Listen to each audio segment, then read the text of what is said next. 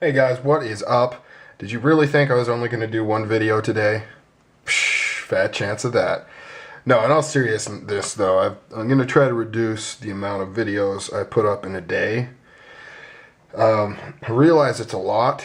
You know, I know some people that want to hook me up and watch my videos, which is totally awesome. I realize it's hard to do that when I put up frickin' 4 or 5 of them in one day.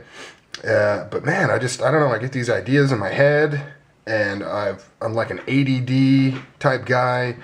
I sit down and I start rambling off stuff, and I cruise through it real quick, and then I get another idea, and I'm like, okay, I'll put up another one. I mean, most of the time these aren't planned. Here's a little peek into the mind of Carter here. Here's my video list. Some of these are crossed off, some of these have been done. This is kind of where I jot down when I get ideas for videos. A lot of the times, you know, a lot of these don't end up getting made because I realized it was a dumb idea. Some of these are kind of like last-ditch ideas, you know, that, you know, they're just not awesome videos, but if I can't think of anything else to do, maybe I'll do one of those. Some of those I've just been meaning to do forever, but I just haven't done it. And I also, you know, I try to pace things, if you know what I mean. Like, I try to spread things out, so I don't just do like knife review, knife review, knife review, or stupid video, stupid video, stupid video. You know, I trying to pepper things, you know, just so it doesn't. Anyways, none of that matters. The point of this video is an update on my Spyderco collection. It's gotten pretty small. I've sold off a lot of the stuff, and this is kind of what I've distilled it down to. What is it, 3, 4, 5, 6, 7? Yep. 7 folders is all I have with Spyderco. And I was thinking about doing some collection videos. Of course, everything changes all the time. But, you know, all my Emersons, all my customs, I kind of already showed my stilettos in my sale vid, but, you know, something like that. So here's all my Spydercos that I have. Let's run through them real quick. Not going to spend a ton of time on them. I've got other videos on them. I just felt like putting them all together. This here is, now you guys are going to freaking chime in on this. I can never remember the model of this. It's like the Dragonfly or the Ladybug. One of those, something like that.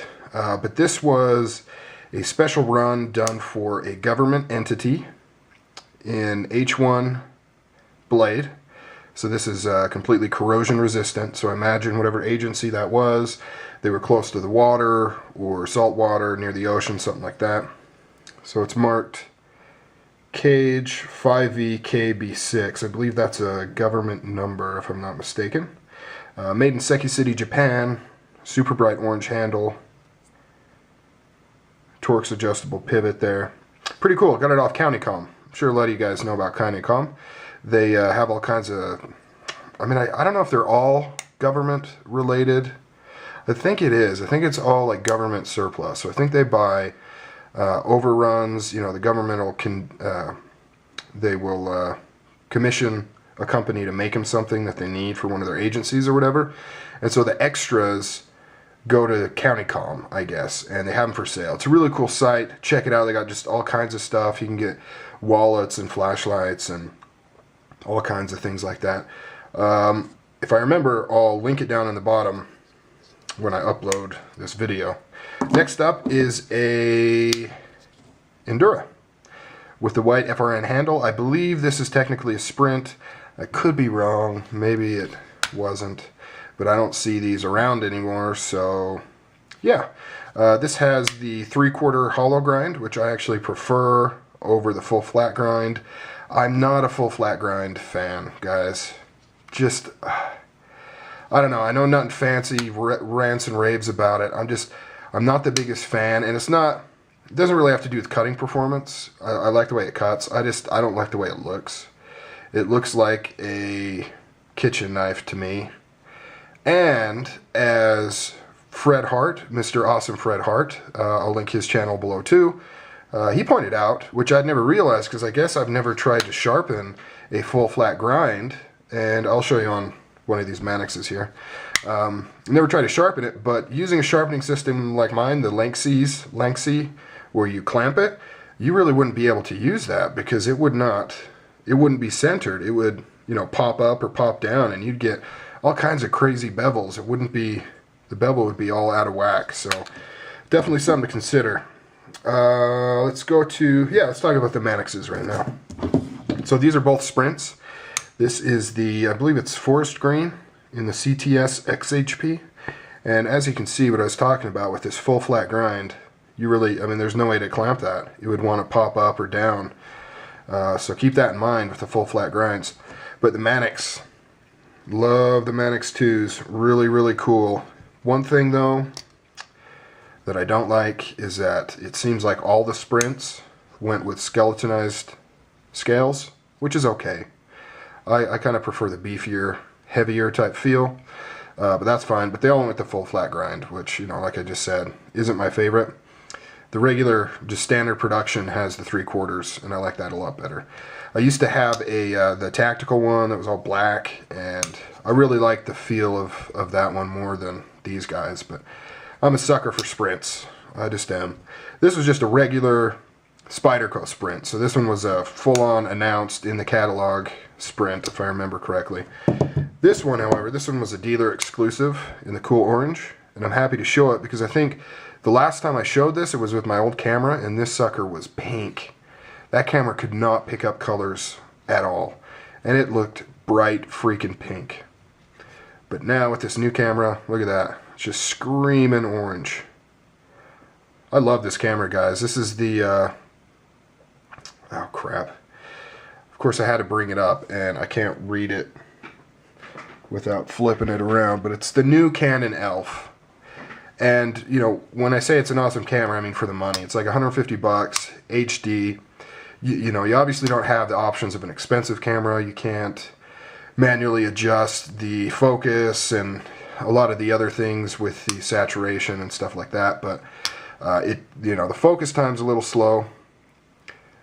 But for 150 bucks to do HD, and the color is fantastic, super easy to use. Anyways, here is the, this is kind of camouflaged, huh? I probably didn't even see that. No, I'm joking. Para 2. Favorite Spyderco of all time, even though it has that full flat grind. Just love this. Favorite Spyderco by far. You think I'd have more. I used to have another one. Then I sold it. But yeah, love these guys. Really cool. It's the blue with the M390 steel. Really hard to come by lately. It may change. But this was another dealer exclusive through Bento Box, I believe. Really glad to get this one. I love those dealer exclusives. Those are cool. And next, this one is not a Sprint. This is a regular run. This is the Spyderco Phoenix. Probably one of the otter ducklings in the Spyderco catalog. They've got a few really strange birds, but this one was a really expensive, I mean, actually, one thing I've noticed is when this came out, it was super expensive at the time. The Spyderco's kind of increased their level in a lot of ways. Like, they're producing a lot of the more higher tier stuff, you know, like a $200 Spyderco isn't that crazy nowadays. But when this came out, it was a little out there. So it didn't sell all that well. It's got white micarta, titanium frame. It's got this exposed lock, killer ergonomics, absolutely awesome. VG10, nothing too crazy there. 3/4 grind, hollow. And this was designed by Mr. Veal, I believe. But yeah, I've always just kind of held on to this one. This was the first nice Spyderco I bought, and the second I saw it, I was like, I gotta have that crazy looking knife right there. So I picked it up, had it ever since. This is one, God, this might even be the oldest knife in my collection, now that I think about it. Yeah, you know, I should have thought of that. This may be, you know, everything else I've traded, sold, bought, but I've had this one for a long time. And here is the full-size 92mm satin Citadel auto. It's been discontinued. I have a feeling, a prediction, that all their autos are going to be discontinued. So I really like having this one because 5 years from now, I might be able to take this out and people will be like, oh my god, automatic Freaking Spyderco, no way. That's insane, never heard of it. You don't see these around too often because Spyderco is a real stickler for the whole buying and selling only to like the military. A lot of the sites that carried these, it was the same deal. They wouldn't sell to just anybody. But luckily I've got Knife HQ in my neck of the woods here in Utah, and so I didn't have any problems buying it. And of course you can get it. It wasn't that hard to get if you knew where to go. I'm just saying it wasn't everywhere. You couldn't just go to Knife Center and there it was. A lot of the bigger sites would restrict it or just not have it. But it's like my favorite side opening auto. I mean, looks wise it's not that amazing, but it fires super hard. A tad bit of blade play.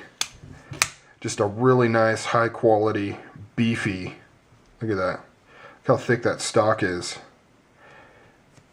And then it's got a really thick tip too. And this cool kind of swedge right here in the middle. Anyways, great ergos too. Awesome ergos. Definitely one of my favorite side opening automatics. And I just realized I've got another Spyderco that for some reason is not here. So let me go grab that. Okay, sorry about that, guys. I totally forgot about it.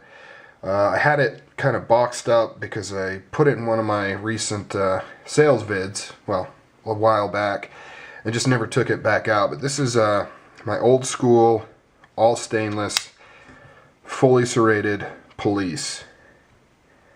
I believe this is from the mid-90s. It's made of G2 stainless, Seki City, Japan. And this was when they still stamped the patent number on the pocket clip. But this was kind of early on in my collecting. I was into Spydercos, and I really wanted to get into collecting kind of vintage, oddball, old ones. And so I came across this one, basically brand new, and picked it up. Tried to sell it a few times. Nobody else wants it. That's fine. I'd rather have it in my collection. It's a really cool looking blade. So that's it, guys. These are all my Spydercos. You know, I'll get more in the future, of course. I'm kind of sticking to Sprints and things like that right now as far as Spydercos go, but gotta love the Endura. This was the first real knife I ever bought, and it wasn't, not this one. It was, I sold it, but overpaid for it at a sporting goods store and carried it around forever. Just love that knife. So the Endura is always going to hold a special place in my heart.